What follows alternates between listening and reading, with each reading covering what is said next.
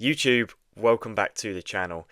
Today's video, we got an absolutely wild game of chess, okay? I missed mate in one, I have a gorgeous rook sacrifice, it's absolutely insane, okay? So please stick around till the end to see all these ridiculous moves.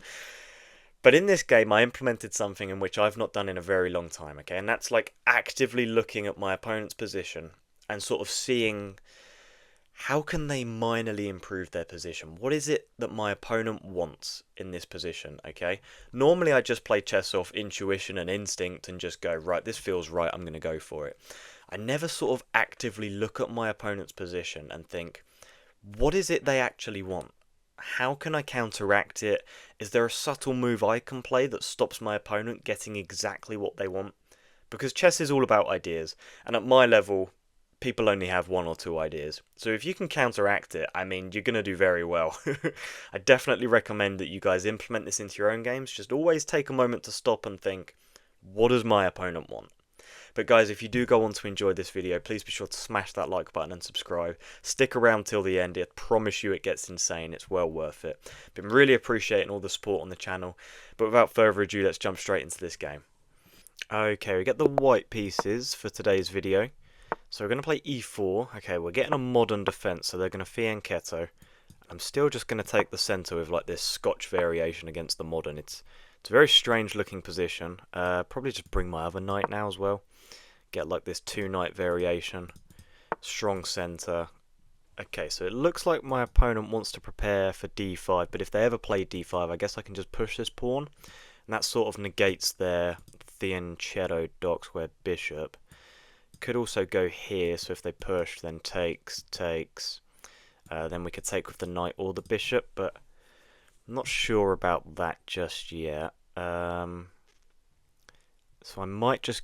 Yeah, I am going to play bishop c4. If they push, I can just take. Jesus! They're lashing out with a4. Now, it always seems like a good idea... No, they played a5. Always seems like a good idea to go for a4 right away, but then after this takes I know, I guess that does work. Let's play a4, just sort of trying to avoid any shenanigans here. The knight comes out, hitting this pawn. I'm going to castle and look to play rook e1 just to reinforce this pawn again. So let's go ahead and castle. Looks like they want to play here, opening up their light square bishop at some point, but if they do go here, I guess I could just push. Could also take. E5 looks like very like it's very natural. As does sort of bishop e3. I might go for bishop e3, and the idea behind it is to go like queen d2 and try and trade off this fianchetto dark squared bishop, just because that's going to be a real pain long term. Like, it's just such a strong piece, and it's very subtle as well. So knowing my brain, I will just forget about it. Okay, so they jump the knight to a6. Knight on the rim is dim, but it does look like they want to play here. Yeah, I'm not overly a fan of that, but I will just go queen d2 for now. And if they do jump in here, I guess I have knight a2. Okay, so let's try and trade off this dark square bishop. Okay, they just back it off. That makes a lot of sense. It's a very powerful piece. H3 looks very important, just stopping any of these pieces jumping in. Okay, knight c7. So maybe they are preparing to push here, but even so, if they still did that, it's not really working out for them. Can I push here and get in some trades? I guess we can, but do we want to play e5 right now? This pawn's very weak. So I guess we have knight here. But then I guess they go for this. Takes, and then takes. So we are down on this. Okay, maybe I should push, but then I'm blocking in my light square bishop, so it seems like... It doesn't seem ideal. I might just back my bishop up, so if they do push, I can go here. I'm just going to play bishop b3, just because I am very, very hesitant of d5. It's very clear that in the modern they want to play for this d5 square. Wow, okay. So if takes, and it looks like they want to play a4. But then if I don't take, you're hitting my knight. I'm not going to take. I'm just going to jump my knight in now, sort of going for this attack, looking to win the rook. And you also... Okay, so they just push hitting my knight. So let's maybe play knight e2.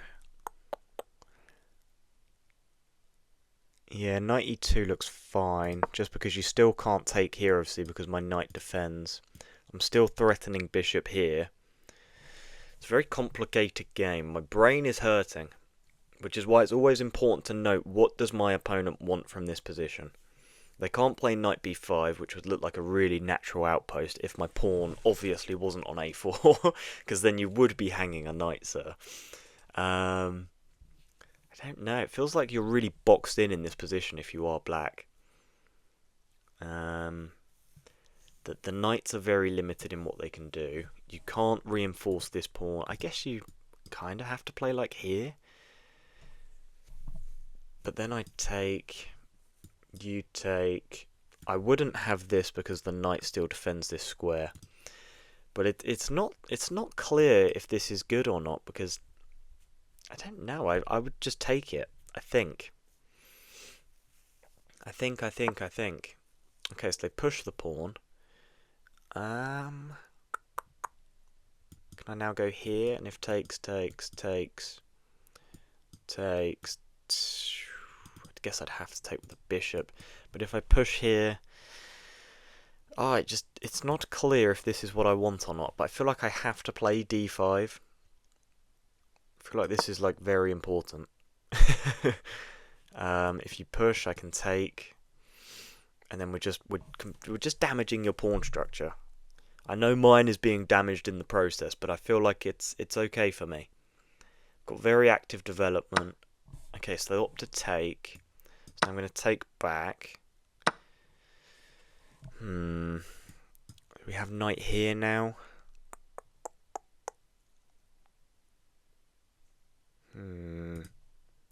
Knight here. Yeah, I feel like we should go for this. It just feels so weird, doesn't it? This trifecta of pieces I've got here. My opponent is up a pawn, but it looks like we should be able to win it back fairly quickly. If you go bishop here, I can then obviously take. I've got two pieces that see that. I've got three pieces, sorry, that see that square. Bringing my other rook into the game with like rook d1 looks quite natural as well at some point. I'm not sure my opponent should trade rooks on this e-file. It looks like they need to like jump their knight forwards. I did actually kind of miss this. Opening up your bishop, hitting my b2 pawn. And also obviously hitting my queen. But let's say you play here, I go here, take back. Takes. Then I guess I can reinforce this pawn with like rook b1 before you're able to take it. Yeah, okay, so you do jump forwards. So I'm looking at takes. Obviously, if you take here.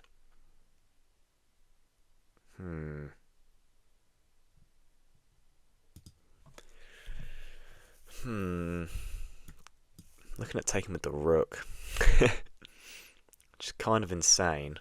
Because you obviously don't have to take back with your own rook. But if rook takes, you take. I then have bishop here. Which is in fact mate. So I think I can actually sacrifice my rook. But let's say you take with the rook. I then take here.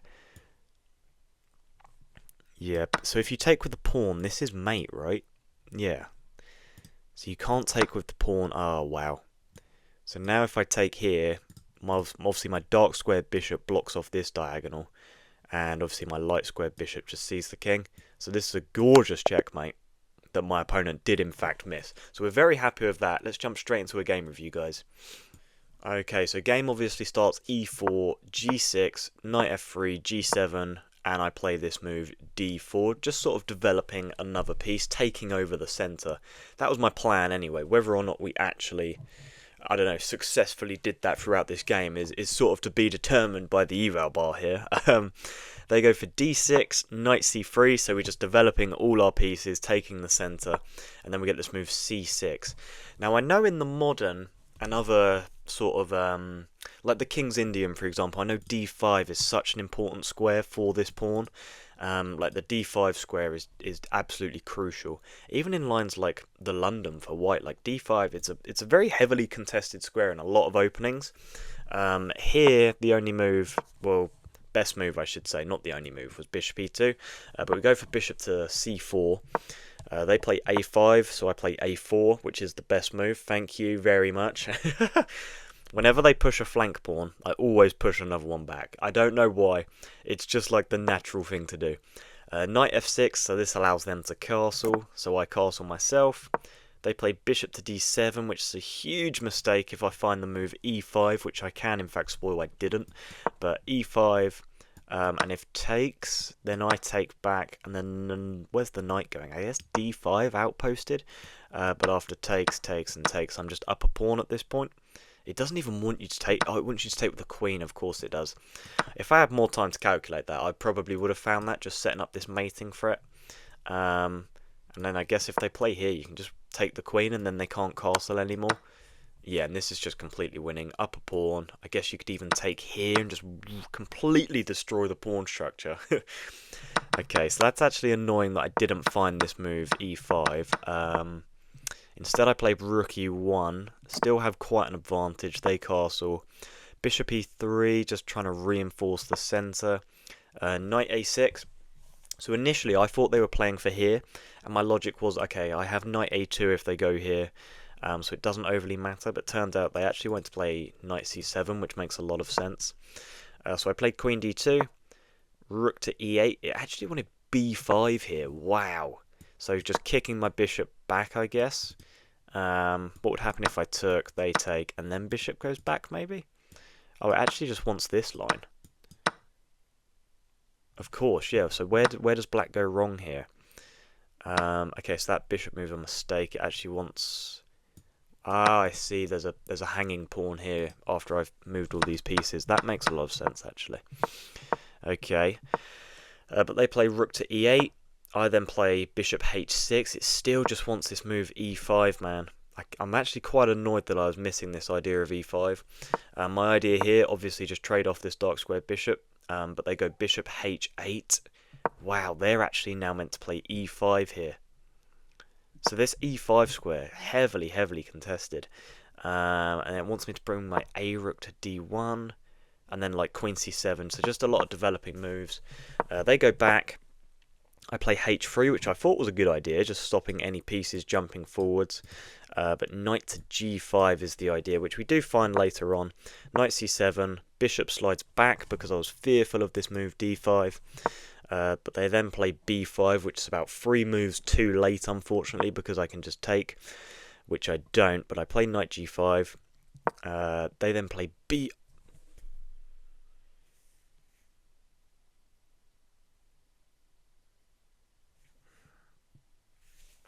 Oh my god. Oh my god, I completely missed mate in one. Oh my god. I literally played knight g5 to set up this checkmate and I missed it. Why? Why? Guys, I'm going to give you some advice here, which I clearly need to take myself, but it doesn't even matter. There's something called danger levels. I could just take it. It doesn't matter that my knight's hanging. You don't get to take it because you're in checkmate. Oh my god, I cannot believe I just missed checkmate. Oh wow, okay, knight e2. Let's move on before I go cry in the corner. e6, blocking out this checkmate now. And d5's a blunder. I just completely give away my advantage. Oh my god, c takes. And if I take here... Oh, you actually... Wow, you take with the knight. Okay, I thought maybe you'd want to open up your rook.